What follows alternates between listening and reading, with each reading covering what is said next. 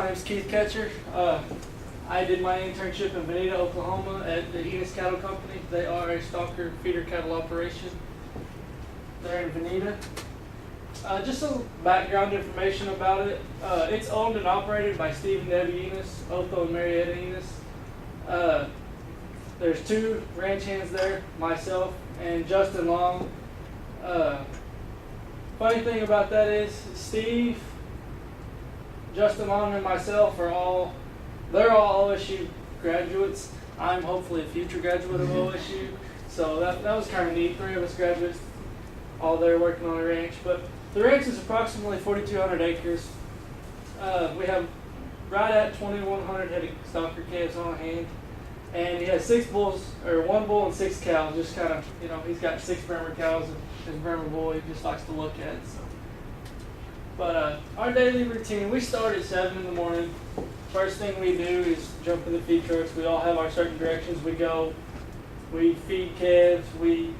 As we're feeding cattle, we're looking through them, trying to find the sick ones, trying to find the ones that need doctoring. Then we do our morning chores. They usually consist of making sure the water tanks are full. Some of the cattle that are on the barns, the newer cattle, all are shut up in small traps with water tanks. All of them have to be full, make sure they're clean, not stopped up or anything. We usually have lunch about 12:30, and then we do afternoon chores. That consists of just whatever needs done, whether it's fixing fence, brush hogging, pasture maintenance, or projects that we're working on. And then sometimes we have afternoon feeding. Say cattle are within 2 to 3 weeks of being shipped to feedlots. We split their feedings in half, and we'll feed them twice a day. They gain just a little bit better when you split their feeding and feed them twice a day. Our day usually ends anywhere from 5 to 7 o'clock.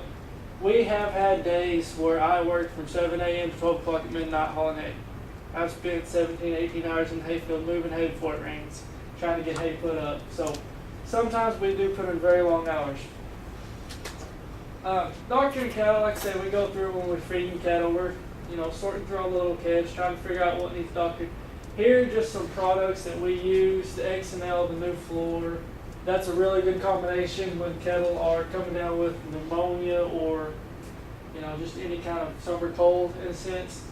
The Exceed and the Duraxin, they are both antibiotics given, same similar symptoms.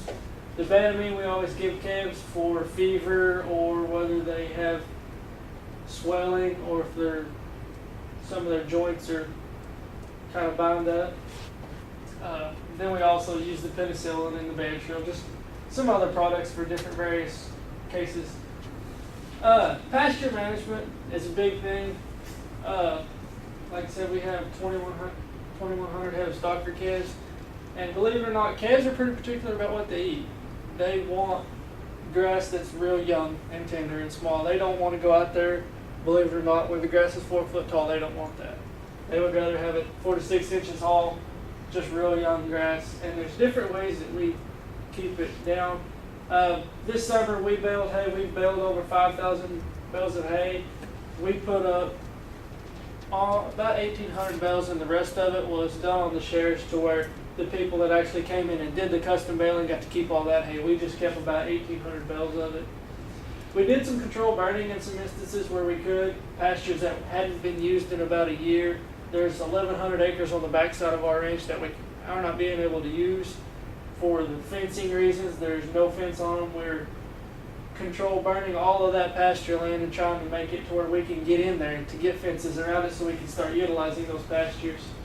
We run a brush hog. That's mainly what we've been doing for the past 2 to 3 weeks after our hay baling's done. We're brush hogging, doing afternoon chores, and also when one's brush hogging, we have somebody come in and spray right behind the brush hogs as soon as we're done clipping the pastures. We had a guy come in this past week and spray with a spray rig that had 30-foot booms on each side. A month ago, we had a helicopter come in and spray 400 acres in one pasture. And we also try to use a rotational grazing program. And what this is we let pasture rest after it's had cattle on it for so many days. Put them in there when it's rested, and then graze it until the grass starts to get lower, and pull them off and let it recoup and grow back. Some of our projects that we do on the ranch, right now we're currently rebuilding a barn that was blown away in a windstorm about 11 months ago. I wasn't there when it happened, but this particular barn you see is one that we're redoing. They started on it last week and are about to have it finished. We've already restored 2 hay barns. We did that the very first of the summer when I started working there. We completely restored 2 of the new hay barns. We put new sheet iron on the top of them. And we built a new receiving barn that is on top by our ranch headquarters. It's 140 foot by 80 foot wide. There's nothing under it right now. It's just an empty barn. We've got some hay stacked under it. We park our trucks under it when we go to work. But in the future, it'll be our new receiving facility where they're unloaded and kept for 2 or 3 weeks. But I don't have a picture of that, unfortunately. Buying cattle.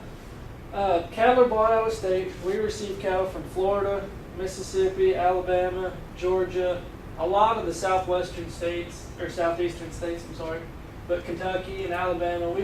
We've got cattle just about every southeastern state except for further east, like South Carolina and whatnot like that. But we get them, they're shipped to us on these cattle plots. There's anywhere from 80 to 120 calves a load.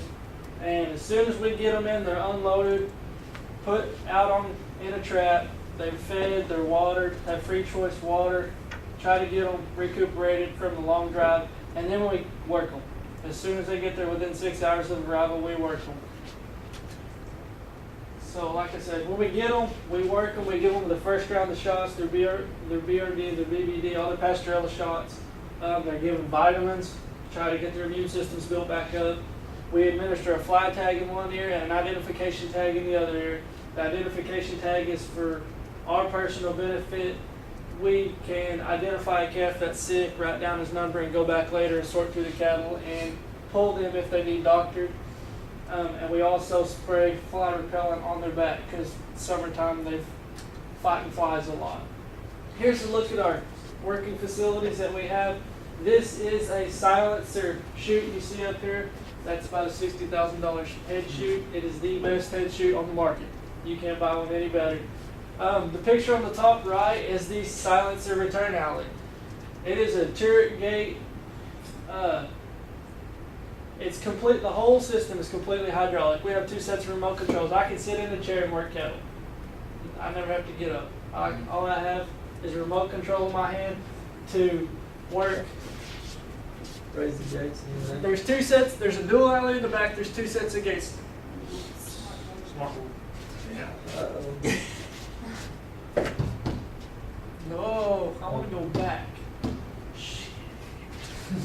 Y'all are supposed to see that technology. Y'all are supposed to see that. That's not cool.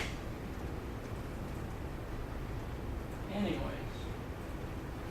there's 2 gates in the back of it. The turret gate is completely hydraulic. It pushes in a semicircle into these 2 gates. And right here you can see there's another single gate. It files it down to 1. And from the 1, it's a 10-foot alley to the chute. There's 4 gates on it. They're completely hydraulic. All you have to do is push a button to open and shut them all. The bottom picture there is just a small picture of one of our working pens that the cattle are kept in under the barn while we're working. Weaning cattle. We get cattle in for the first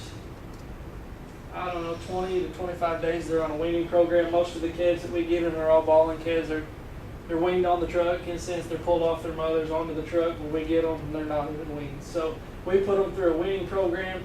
They're fed in the morning just the same as everything else. The calves that are being weaned are always fed free choice hay. They always have water tanks on top of the ponds that are in their traps. And they're force-fed mineral for 7 to 10 days, for the first 7 to 10 days, and then it's fed free choice. The reason we force-feed that mineral is a lot of calves, when they come in, they're not weaned, their immune systems are low. We try to get the mineral in them to keep their immune systems up, try to keep them healthy. That way we're not spending $60, $70, $80 to $100 trying to get these calves from being sick. Because the less shots we give them, the less money we put into them, the better chance we are of making a profit on each one. After they come in, 2 weeks after they're brought in, they're brought back for their second shots. You black leg them, you give them more vitamins, we worm them, and that's when we go through our dehorning, our castration, and our branding process. All the cattle on our operation are all branded. All the steer cattle are castrated, if not already castrated when we get them. And then we dehorn them, which dehorning is the most critical thing you can do to a calf. It sets them back for a very long time. Once these cattle are weaned, they're put out to pasture, and they're in the pasture, depending on how large they are, they're in the pasture anywhere from 60 to 90 days. Then they'll be brought back in and check weighed. We sell the steer cattle depending on the market volatility, but as a rule of thumb, we sell the steer cattle at 900 pounds. Heifer cattle at 775. They just seem to bring more dollars per head at those two weights. My special project my boss got with a couple of representatives from ADM, and they have a feed additive out called Amino Gain. It has been used in the feedlot for the past 4 years, as the picture on the left is the Amino Gain. It's been used in a feedlot for the past 4 years as a feed additive. They feed on top of their ration that they get in a feedlot. And it is fed 1 pound per head per day. And all the research shows that in the feedlot, these cattle will gain no less than 3 pounds a day. That's a lot of weight for a calf to gain daily. So we were conducting a research project with that Amino Gain. We have 600 head of calves. There's 3 different sizes. I should have brought a diagram to show you, but anyway, there's 3 different sizes of cattle. They're sorted in half. There's 6 different sets.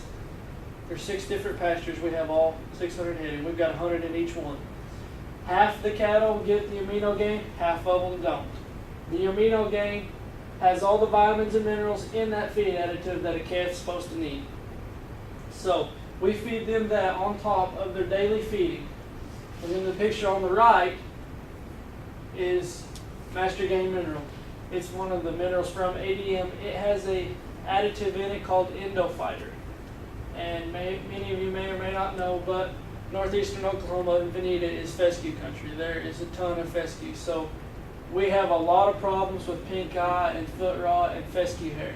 The fescue keeps the cattle hot. They get a fever all the time, and they won't lose their hair if they get that fescue toxicity into their systems. But anyway, half of the cattle are fed this Amino Gain, and the other half are fed with mineral, because the mineral, like I said, the mineral is in the Amino Gain, so they're not fed mineral free choice like the others are. So we put the other 300 on this mineral to kind of see which one they do better at.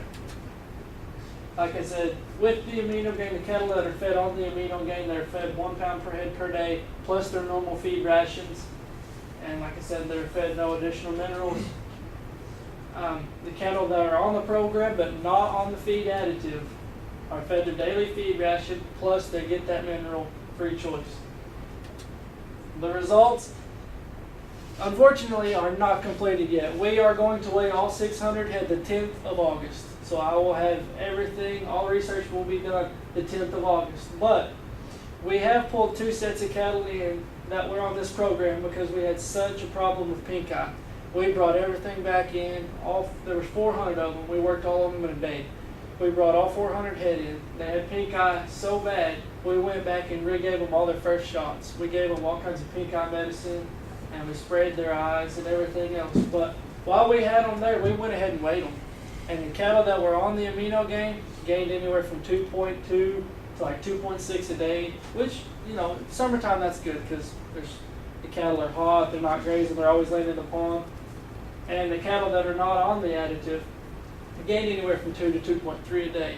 But like I said, the weather plays a very, very large factor in it. The cattle stay hot. It's 100 degrees outside. They're laying in the ponds.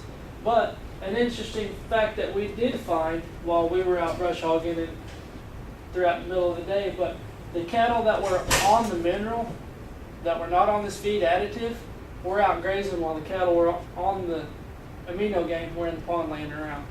So the endo fighter in that mineral was doing its job. These cattle were out grazing instead of laying in the ponds because they weren't